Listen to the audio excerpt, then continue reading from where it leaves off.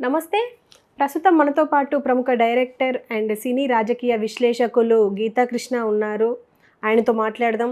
Hi sir. Hi. Sir, ప్రస్తుతం తెలంగాణలో ఒకటి ఏదైనా సెన్సేషన్ అయింది అంటే అది హైడ్రానే. హైడ్రాని హైడ్రామాగా చిత్రీకరిస్తున్నారు చాలామంది. అయితే ఈ హైడ్రామా ఎందుకు జరుగుతుంది అని అంటే వాల్మీకి స్కామ్ని బయట పడకుండా ఆపడానికే ఈ హైడ్రాని బయటకు తీసుకొచ్చారు సీఎం రేవంత్ రెడ్డి అని చెప్పేసి కూడా ఆరోపణలు వస్తున్నాయి. అసలు ఈ వాల్మీకి స్కామ్ ఏంటి సార్? యాక్చువల్లీ కర్ణాటకలో మహర్షి వాల్మీకి ఫౌండేషన్ ఏంటంటే organisation it's belongs to scheduled tribes. Scheduled tribe కోసం పెట్టిన కార్పొరేషన్ నుంచి నిధులు దారులు మళ్ళీ అని కేటీఆర్ బయట పెట్టాడు. యాక్చువల్గా KTR has to find some ఒక కైండ్ ఆఫ్ ఎలిగేషన్ వీళ్ళ మీద పట్టుకు రావడం అనేది వాళ్ళ యొక్క పార్టీ ధర్మం, అది అతని ధర్మం. ఎందుకంటే ఎలా విధంగా ఈ గవర్నమెంట్ టాపులు చేయడం, బ్యాడ్ చేయడం చేయాలని. ఇప్పుడు హైడ్రాతో చాలా మంచి పేరు వచ్చేసింది రేవంత్ రెడ్డికి అని చెప్పేసి వాళ్ళకు ఒక జలస్ ఫీలింగ్ ఉంటుంది యాక్చువల్గాను. ఇప్పుడు పట్టు రావడం పెట్టేది ఎప్పుడో జరిగిపోయింది. అది లాస్ట్ మేలో అతను అకౌంట్స్ ఆఫీసరు ఆత్మహత్య చేసుకుంటే మీద చంద్రశేఖర్, దాని మీద పెద్ద అప్రూవర్ అయిపోయింది. ఇప్పుడు పట్టురాడు మే, జూన్, జూలై, ఆగస్ట్, ఈ 9 నెలలు, ఈ 4-5 నెలలను అది వాళ్ళ గవర్నమెంట్ చేశారా వీళ్ళ గవర్నమెంట్ చేశారా అనేది ఇప్పుడు కరెక్ట్గా రావాలి. వీళ్ళ గవర్నమెంటే చేశారా అన్నాడు. యాక్చువల్గా కొత్తగా వచ్చిన ఉంటాడు కదా డైరెక్ట్ ఎండి వాల్మీకి, ఆయన అన్నాడు చాలా ఫోర్జరీలు అన్నీ జరిగినాయి అని ఇప్పుడు అన్నాడు. అప్పుడే అన్నాడు అతను. ఇప్పుడు ఏదో విధంగా పట్టు రావాలి. ఒకవేళ సిద్ధరామయ్య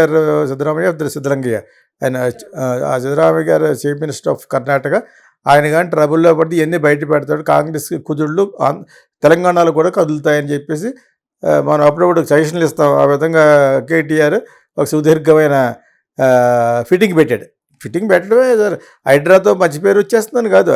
హైడ్రాకు ఉండే డ్రాబ్యాక్స్ తర్వాత మాట్లాడుకుందాం. హైడ్రాస్కి ఉన్నాయి, హైడ్రాకు ఉంది యాక్చువల్గాను.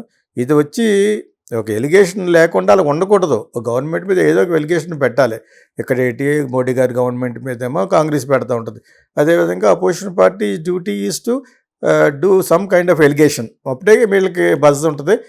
ఆ విధంగానే నెక్స్ట్ ఎలక్షన్లకి వీళ్ళకి యాంటీ ఇన్కంబెన్స్ వస్తుంది. వీళ్ళకంటే వీళ్ళ మీద కొంచెం మోజు తగ్గుద్ది. జనరల్గా జరిగేది ఇండియన్ పాలిటిక్స్ ఏంటి, అమెరికన్ యుఎస్ఏ పాలిటిక్స్లో అయితే ఇప్పుడు అందరూ కూడా ఒకటే అయిపోయారు. మన ఇండియాలో క్రిటిసైజ్ చేసుకున్నట్టే యుఎస్ఏలో కూడా చేసుకుంటున్నారు. కమలా హ్యారిస్, అతను whatever it is, Trump అంతమాట. So whatever it is, ఇది జనరల్గా ఈ స్కామ్ జరిగిపోయి చాలా కాలం అయింది. ఇప్పుడు పట్టురావడం చాలా హాస్యాస్పదం. యాక్చువల్గా ఇప్పుడు పట్టురావడం ఒకటి ఆర్బీఐ బ్యాంక్ ఎప్పుడో ట్రాన్స్ఫర్ అయిపోయింది. మీరు పట్టుకుని ఉంటే ఇది నథింగ్. ఇది 189 crores అంటే నథింగ్. ఒక్కొక్కటి తినేసేది అంత ఉంటుంది పొలిటీషియన్స్ ఇక్కడ. 190 చిన్నయే దొరుకుతాయి. ఇప్పుడు కవిత 100 కోట్లు దొరికినట్టు అది పెద్ద లెక్క. అది 1000 కోట్ల మీద జరిగింది. అది యాక్చువల్గాను అందరూ కలిసి వేసుకుంటేనే ఇప్పుడు ఒక్కొత్తే 100 కోట్ల సాగు చూపించి ఏదో విధంగా బొక్కలో పెడితే వీళ్ళ బీఆర్ఎస్ దారిలోకి వస్తారని పెట్టింది. కానీ యాక్చువల్గా కేసు వాల్యూమ్ని బట్టి, క్వాంటమ్ని బట్టి చూస్తే ఇది చిన్న కేసు. అదేవిధంగా ఇది కూడా 189 కోట్లు ఎంతెంత వచ్చినాయి అంటే మొత్తం అయితే ఇక్కడ రాలేదు. హైదరాబాద్ అకౌంట్స్కి ట్రాన్స్ఫర్ చేసి అక్కడి నుంచి వాళ్ళు ఎవరెవరికి ఇవ్వాలో ఎలక్షన్లకు వచ్చి పెట్టిన దానికి 4 కోట్ల ఒకటిగా 5 కోట్ల ఒకటిగా వీఆర్ ఫౌండేషన్స్, ఏదో బిజినెస్ సొల్యూషన్స్ అని రకరకాల కంపెనీల పేర్లు చెప్తున్నారు. ఇవన్నీ కూడా ఇప్పుడు మనం ఎక్కడ వెతుక్కుని ఎవరెవరికి ఇచ్చారని ఇన్వెస్టిగేట్ చేస్తాం. ఇన్వెస్టిగేట్ చేయవలసింది అప్పుడు చేసిన వాటిని రిపోర్ట్ బయటకు రావాలి. రైట్ టు ఇన్ఫర్మేషన్ యాక్ట్ ఒకటి ఉంది ఢిల్లీలో, దానికి మనం అప్లై చేసినా వస్తుంది.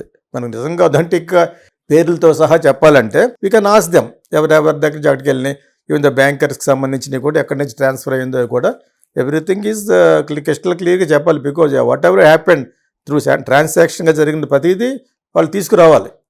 దట్ ఈస్ వాట్ ఆర్టీఏ పని. రైట్ ఎప్పుడో అది ఇప్పుడు పట్టరావడం కారణం అంటే ఏదో బస్ చేయాలని ఇది నిలబడదు. యాక్చువల్గాను ఈ వాల్మీకి కార్పొరేషన్ స్కామ్ అనేది ఉంది కదా, అక్కడి నుంచి అక్కడ డబ్బులు మళ్లించడం అనేది పెద్ద నిలబడద్దని నేను అనుకోను. ఎందుకంటే జనాలకు అర్థం కూడా అవ్వదు ముందు. అందులో ఉన్న స్ట్రాంగ్ పాయింట్ ఏంటంటే అక్కడ ఉన్న ఎస్టీ కార్పొరేషన్ నుంచి పంపించారు. అది strong.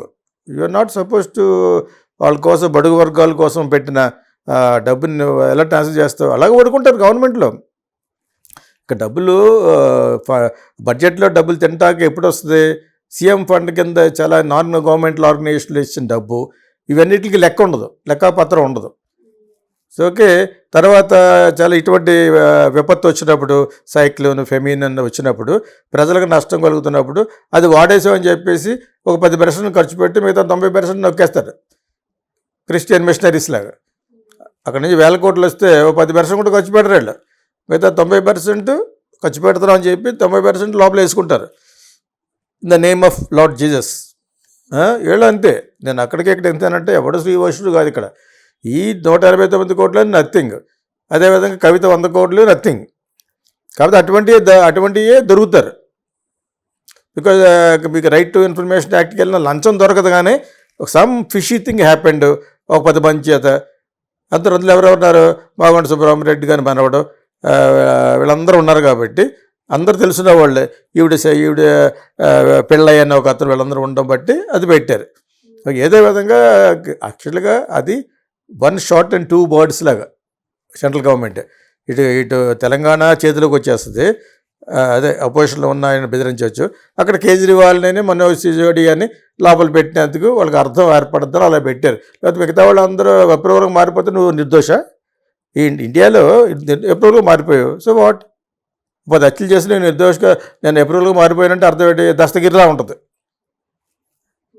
I don't know what kind of law is this అనేది నాకైతే అర్థం అవడం ఇంకా టైం పడుతుంది.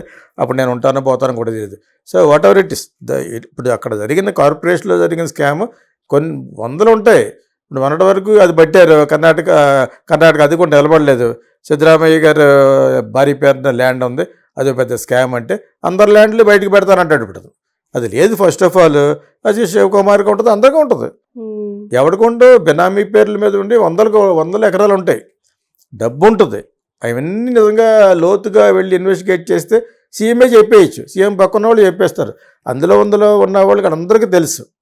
అదేవిధంగా బీజేపీ గవర్నమెంట్లో ఎవరెవరు ఏం చేశారో, యడ్యూరప్ప ఏం చేశాడు, యడ్యూరప్ప కొడుకు ఏం చేశాడు, అదే శోభాను ఒక ఆవిడున్నారు, ఆవిడ ఏం చేశారు, వీళ్ళందరూ బండారాలు అందరికీ తెలుసు. కాకపోతే ఆ సమయం వచ్చినప్పుడు చెప్పాలంటే ఆ చెప్పేవాడు కూడా డబ్బులు తీసుకుంటాడు.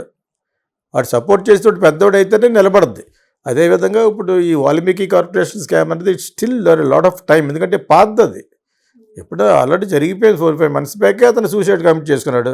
అతను ఎందుకు కమిట్ చేసుకున్నాడు అనే రిపోర్ట్ కూడా చూస్తే వస్తుంది. అది ఫేవరబుల్గా తెచ్చుకున్నారు లేక కాంట్రవర్షియల్గా అలాగే విధి స్టాండ్ చేశారు అనేది ఇంకా తెలియదు మనకి. సాధారణంగా సిట్టింగ్ గవర్నమెంట్ ఏం చేస్తుంది, వాళ్ళకి ప్రాబ్లం లేకుండా చేసుకుంటుంది.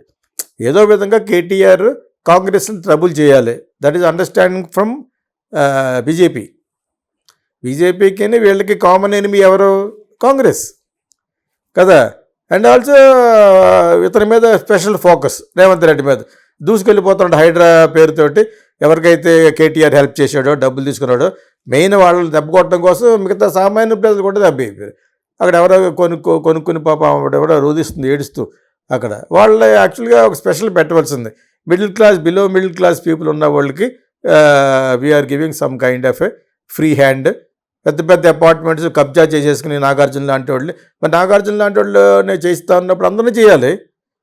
రామోజీ ఫిల్మ్ సిటీ కూడా అందులో ఉందని ఒక అమ్మాయి చెప్తుంది. మరి అది కేటీఆర్ ఛానలే, అది ఎంతవరకు నిజం? అసలు ఇది మీద పెట్టుకోకుండా నాకు సెపరేట్గా మాట్లాడుకుందాం. వాట్ ఎవర్ ఇట్ ఈస్, అతనికి పేరు ఇచ్చేస్తుంది.